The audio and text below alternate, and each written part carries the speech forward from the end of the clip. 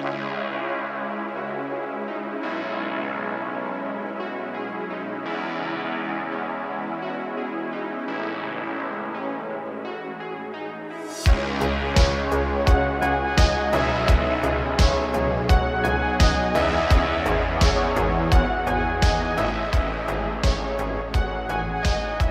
to you from 4,200 feet in the hills of Oregon, it's the voice of Chi-Town, the reddest beard in the high desert, your host of the Make It Out Alive broadcast, Sam Wilson.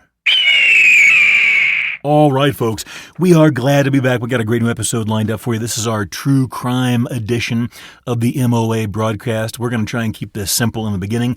And then, like before, as I mentioned in last week's episode, we're going to transition into a manuscript style reading for the true crime version of this. Keeps things nice and concise.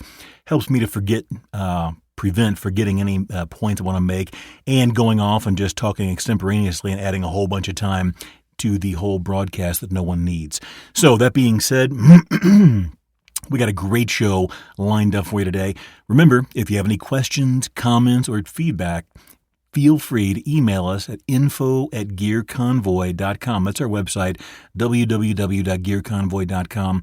We have all kinds of survival. The MOA broadcast goes out on the weekends, and it's an hour-long show. We talk about the Make It Out Alive aspect, situational preparedness and awareness and survival, wilderness survival, all sorts of things.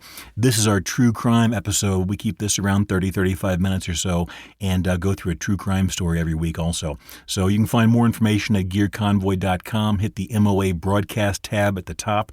It explains how to get the Spotify on the Spotify platform, the Patreon version where we have videos and all kinds of other stuff. But that's gearconvoy.com. Hit the MOA broadcast tab at the top or wherever it is on your phone or tablet and check that out. Okay, let me have a sip of water and then we'll get down to our subject at hand today. All right. We've been doing a mafia theme for our MOA broadcast true crime series, and let's continue. We did Anthony DeSimone last week, Two-Gun Tommy from Goodfellas. This week we're going to do Anthony the Ant Spilotro. Now you may recognize that name or the story from the movie Casino, another Scorsese film. This character was played by Joe Pesci. I believe he had the name Nicky Santoro or something to that effect in the film. That was based on Anthony Spilotro, which we're going to get into here shortly. As always, when you start doing research into mafia stuff and murder stuff, especially going back 30, 40, 50, 60 years, it's almost impossible to get all the data and the truth and the facts and everything else. So what we've done, as always, we've tried to get the most accurate information possible, compile it, and then we kind of go from there. I'm sure everyone's going to have a different opinion on how this went down or that happened. I can't, help all of that. There's so many different versions of a lot of events that have taken place. That's just life when it comes to these sort of crime stories and things like that. Also, be aware if you have kids listening, we try and keep this family friendly, but unavoidably when dealing with things like mafia, murders, and things like that, there are a few graphic details. Again, we try and bleep out any profanity or anything like that, but some of the subject matter is a little on the graphic side. All right, that being said, thanks for joining us, folks. We got a great show lined up, and let's get right into it. Okay. Anthony the Ant Spilotro. Birth date, May 19, 1938. Birthplace, Chicago, Illinois. Death, June 14, 1986, 48 years of age. Nicknames, The Ant, Tough Tony. He had a lot of different associations and associate members. There was the Outfit, the Hole in the Wall Gang, Frank Lefty Rosenthal, Frank Collada, the Teamsters Union, Tony Accardo, Frank Bumpancero, etc. And now we get into the meat of the story. Early life. Born Anthony John Spilotro on May 19, 1938, he was one of 6 children, all boys: Vincent, Victor, Patrick, Johnny, and Michael. He was born and raised in The Patch, a West Side Chicago neighborhood inhabited by many Italian immigrants in the 1940s and 50s. His parents, Pasquale and Antoinette Spilotro, had immigrated from Italy and owned and ran a cafe, Patsy's Restaurant. It was through the restaurant that he got introduced to organized crime. Patsy's was a known mobster hangout, and meetings and business between mafia members were frequently conducted in the restaurant's parking lot. Spilotro began high school at Steinmetz, but when his father had a stroke and died the following year, he dropped out and entered the world of crime. 4 out of his 5 brothers eventually became members of the Chicago mob. Anthony and his brothers were frequently involved in criminal activities together, with their early crimes consisting of petty theft, purse snatching, shoplifting, and occasionally violence. Spilotro had a reputation for fighting and violence at an early age. After the death of his father and his subsequent dropout of school, he turned his attention more increasingly to crime. He was first arrested at the age of 16 for stealing a garment, possibly a shirt. This earned him a fine and probation. The punishment did not, however, deter him from crime. It seemingly served to increase his criminal activities, and by his early 20s, he had been arrested several times. Petty crime was no longer enough to pay the bills, though, and he decided to widen the scope of his criminal endeavors and began pursuing organized crime in the Chicago area. This also garnered him more attention from law enforcement and federal authorities.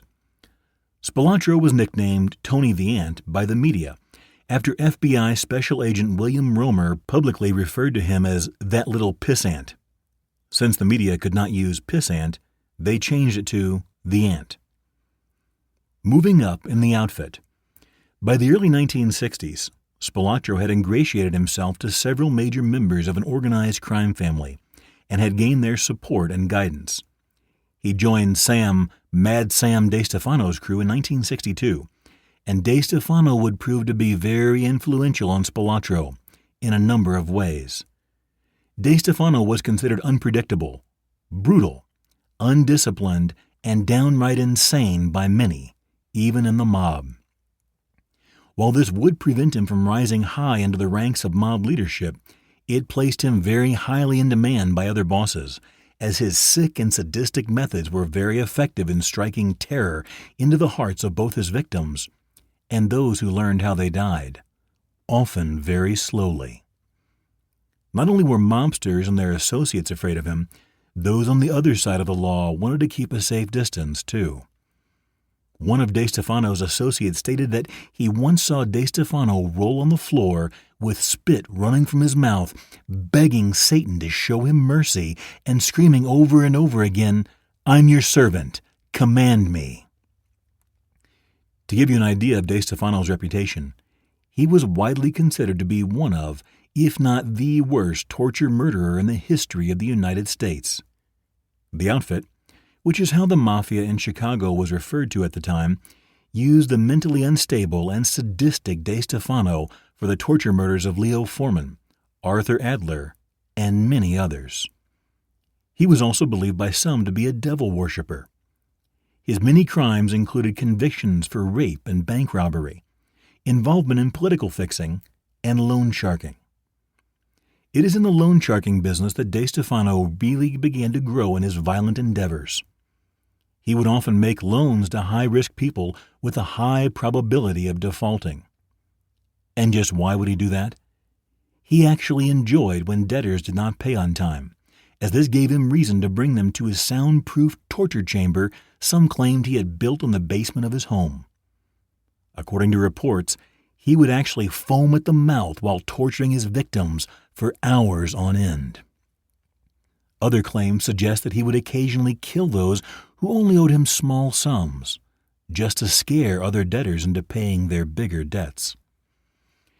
DeStefano was also known to give his loan shark victims presents, things like jewelry and watches with his own name engraved on them, as though they were a legitimate present, so that if he wound up killing his victim for defaulting on the loan, he could use the engraved gift as proof that he was close friends with the victim and thus could not have killed him. In one instance, Peter Capoletti, a collector for DeStefano, fled Chicago with $25,000 from a loan shark victim. He was located in Wisconsin and brought back to Chicago. DeStefano then chained Capoletti to a radiator in the back of a restaurant and tortured him for 3 days, while there was a celebration going on in the front of the restaurant. When he could no longer take any more, Cappelletti begged, "Kill me, man, please. I'm on fire."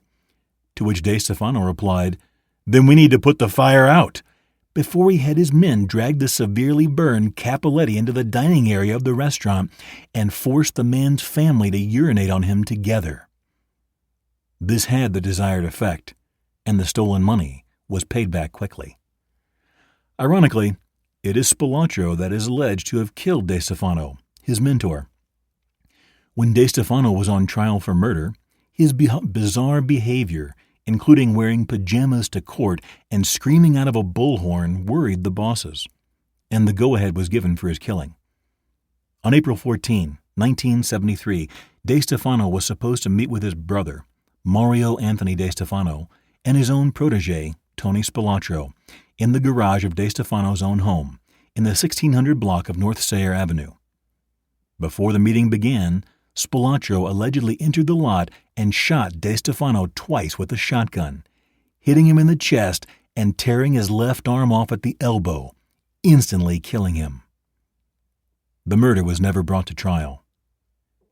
Now we have an idea on the background and some of the influences that shaped Tony Spilotro, and it is clearly not for the faint of heart. This leads us to a major event in the career of Spilotro, the M&M murders. The M&M murders refer to the 1962 killings of William Billy McCarthy and James Mad Dog Moralia, two burglars from Elmwood Park, Illinois.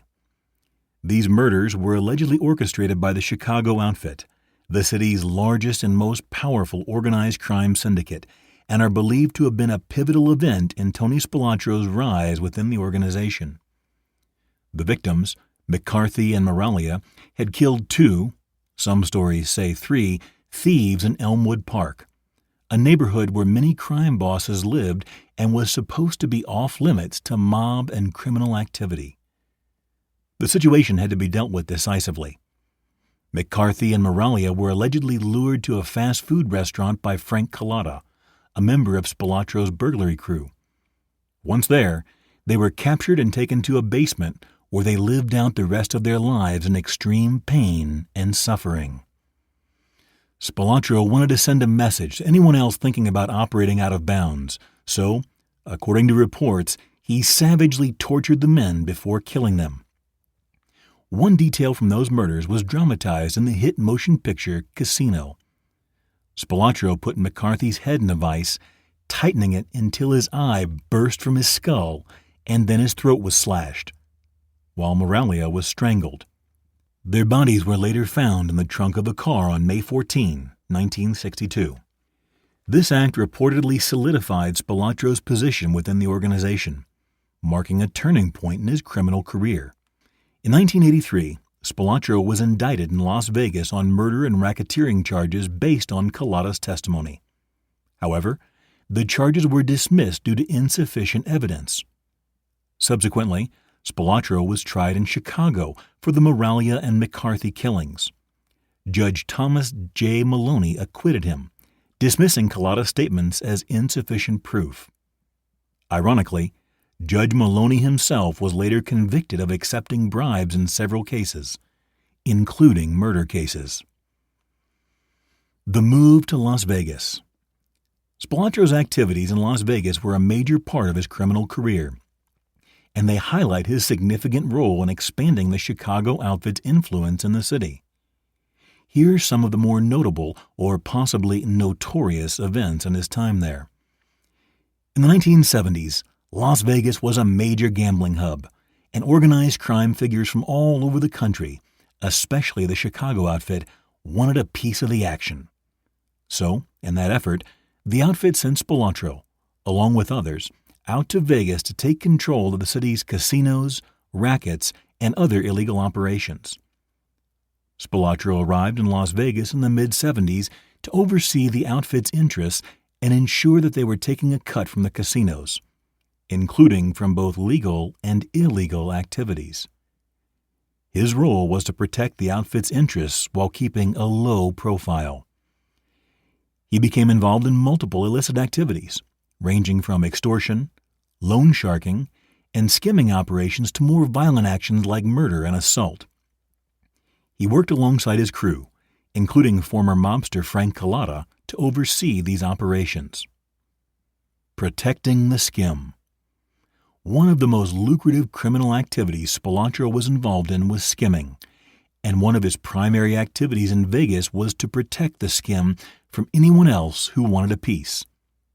Skimming is when the mob takes a percentage of the casino's earnings before they were officially recorded on the books. Spilotro's primary role, which was key in the whole process, was to oversee the process of skimming cash from the casinos controlled by the Chicago outfit. His job was to ensure that money was taken off the top before it was accounted for, which would then be sent back to the outfit. This was a large-scale, organized crime operation where millions of dollars were siphoned away from the casino's official earnings and pocketed by mobsters. By the late 70s, the Chicago outfit had infiltrated several high-profile casinos, including the Stardust Hotel and Casino and the Fremont Hotel. The process was surprisingly complex but efficient. The mob would use employees within the casino to help skim cash before it could be officially recorded. Often, these employees would collect the money directly from the casino floors or from the vaults and then divert it without it ever being documented.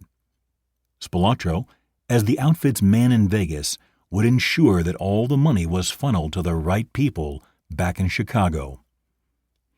The casinos Spilotro was involved with, especially the Stardust and other properties, were considered some of the most lucrative in the city. While the casinos seemed to be thriving on the surface, the skimming operations allowed the mob to secretly take a significant percentage of the earnings without anyone suspecting. The mob also often controlled certain key positions in these casinos, giving them the power to pull off these operations. Spilotro had a reputation for being a violent enforcer. His duties in Vegas went beyond skimming money. He was also responsible for making sure that the mob's interests were protected in the casinos, dealing with anyone who might challenge the outfit's control or interfere with the skimming operation. However, Spilotro wasn't just an enforcer. Over time, he became a key player in the Las Vegas underworld, managing a network of associates and even controlling the skimming operation itself. His violent tendencies and willingness to use intimidation or murder as a means of maintaining order made him feared within the mob and beyond. The Hole-in-the-Wall Gang. Tony Spilotro's Hole-in-the-Wall Gang was one of the most notorious criminal groups in Chicago outfit history, and its activities were as bold as they were violent. The gang was named after a tactic used during robberies, breaking into buildings through walls or windows, allowing them to access areas like vaults and cash rooms that were otherwise difficult to reach. The Hole-in-the-Wall Gang was a specialized team of burglars and robbers who operated mainly in Las Vegas during the 70s and early 80s. But their criminal activities stretched beyond just theft.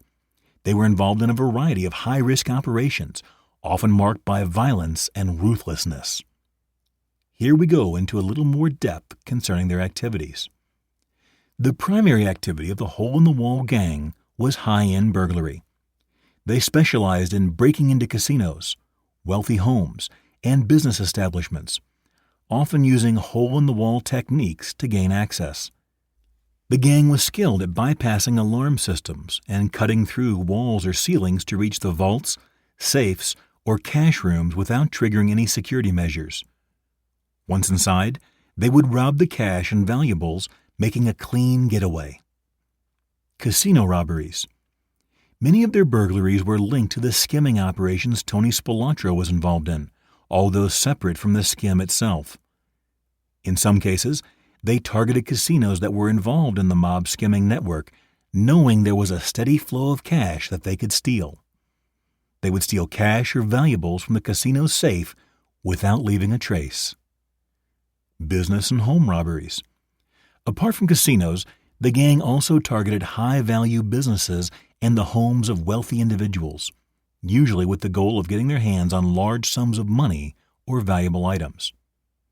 The Hole-in-the-Wall Gang wasn't just a group of burglars. They were also very violent and intimidating.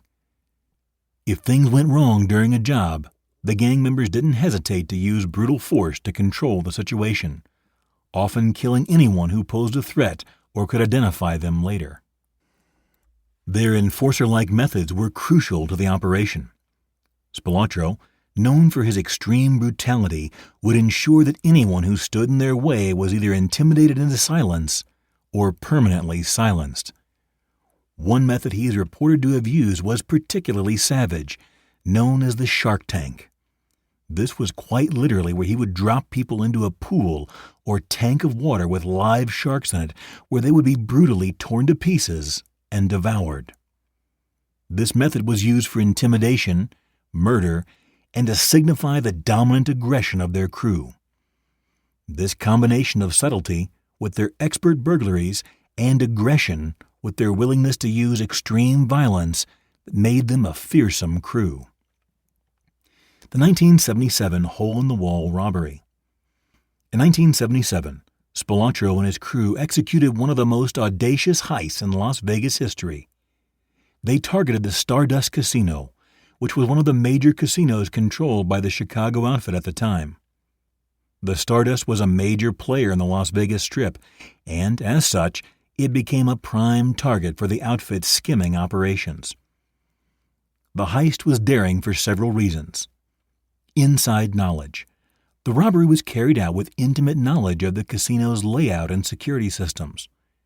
This type of information was typically available only to those with inside connections to the outfit. The hole-in-the-wall method. The crew used their signature tactic, cutting a hole through the wall of the casino's secure area, which allowed them to bypass security systems and alarms. They did this without attracting the attention of casino staff or law enforcement. Once inside, the crew accessed a vault filled with cash and casino chips that were part of the mob's skimming operation. This vault held millions of dollars in unreported earnings, which were being secretly skimmed from the casinos, which also meant that reporting the theft to the authorities would be difficult, as the money was not supposed to exist in the first place. The robbery's impact. The heist was significant because it wasn't just a robbery. It was a direct blow to the organized crime operations that Spilotro and the Chicago outfit had established in Las Vegas. The stolen funds, primarily skimmed money, were part of the outfit's operations to launder illicit earnings and maintain control over the casinos. The audacity of the robbery made headlines and drew the attention of both law enforcement and rival criminals. It was another example of Spilotro's growing power in the city, as well as his ability to operate with impunity. The aftermath. While Spilotro's crew managed to escape with millions of dollars in the heist, the robbery was not without consequences. Increased scrutiny from the FBI and other law enforcement agencies began focusing even more on mob activity in Las Vegas after the robbery. The high-profile nature of the crime made it difficult for the outfit to remain under the radar. The heist also created internal tension between Spilotro and other members of the outfit. His bold actions began to attract unwanted attention, and his behavior grew increasingly erratic. This led to a series of events that eventually took down the hole-in-the-wall gang and, arguably, Spilotro himself. Frank Collada, who had been a close associate of Spilotro, eventually turned informant. Collada's testimony would later help law enforcement dismantle Spilotro's operations. However, at the time of the robbery, he was one of Spilotro's most trusted enforcers. Collada, being informed on himself by a dissatisfied associate and accomplice, was arrested on charges of receiving stolen goods. While out on bail awaiting trial, he and the rest of the hole-in-the-wall gang were caught in the act of burglarizing Bertha's Home Furnishings on July 4, 1981. It was this failed heist that ended the gang and sent most of its members to prison. Now facing two separate sets of charges and a long time behind bars, Collada also became a target of his boss and childhood friend, Tony Spilotro. The FBI informed Collada that Spilotro had become suspicious of him and had set Collada up for a contract killing. Not long after, Collada flipped on Spilotro and then entered the witness protection program. The noose was tightening on Spilotro, but his fate wasn't quite sealed yet. The 1977 hole-in-the-wall robbery, however, remains a symbol of the type of violent, reckless crime that Spilotro and his crew were known for. It also highlights the extent to which the Chicago outfit infiltrated the Las Vegas casino industry, controlling everything from the management to the skimming operations. While Spilotro's actions were eventually his downfall, leading to his murder in 1986, the heist and the methods used by the hole-in-the-wall gang have become iconic in the history of mob activity in Las Vegas. The robbery was also depicted in movies and documentaries, particularly in Martin Scorsese's Casino, 1995, where Joe Pesci's character Nicky Santoro, who is based on Spilotro, engages in similar types of violent, criminal behavior in the casino world. Spilotro's downfall and violent end. Towards the end of his career in Vegas, Spilotro became more powerful, but also increasingly hard to control, difficult to deal with, and the level of violence and police scrutiny had escalated. A number of factors led to the decision to retire him permanently. Some of these factors included increased law enforcement scrutiny. By the mid-1980s, Spilotro had become a marked man. Law enforcement was closing in on the outfit's skimming operations and Spilotro's own violent actions. The FBI, the Nevada Gaming Commission, and other law enforcement agencies were investigating him for multiple crimes, including racketeering, extortion, and murder. Spilotro's increasingly violent and unpredictable behavior alienated many people, both within the outfit and outside it. His actions became more reckless, and his temper grew more volatile. He reportedly threatened outfit members, including John Gotti and others in the mafia, and began to exhibit behavior that made the outfit leadership fear he might bring too much heat to their operations. Internal politics in the outfit. Spilotro was a high-ranking member of the Chicago outfit, but he was not part of its upper echelons back in Chicago, where the real decision-makers were. Spilotro's rising power in Las Vegas began to upset the balance of power within the outfit. The leadership likely viewed him as a threat to their own authority. His behavior, combined with mounting pressure from law enforcement, made him vulnerable and expendable.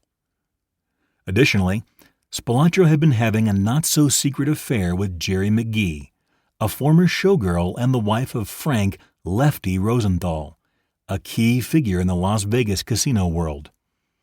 Mob boss Joey the Dove Zayupa was reportedly incensed that Spilotro was openly involved with the wife of mob associate Lefty Rosenthal. Rosenthal, a mob-connected bookmaker and casino operator, was hired by the outfit to run the Stardust Casino, one of the most lucrative properties in Vegas. He was deeply involved in the mob skimming operations.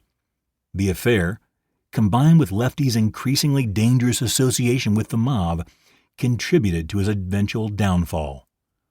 Rosenthal's position in the mob was precarious because he was a highly visible figure in the casino world. The mob wanted him to run the casino operations quietly and efficiently, but his behavior became more erratic as tensions rose between him and Spilotro and between him and the outfit. The betrayal by Frank Collada. Collada, a former associate of Spilotro mentioned earlier, turned informant for the FBI in the mid-1980s. Collada's testimony provided critical information about Spilotro's criminal activities and connections.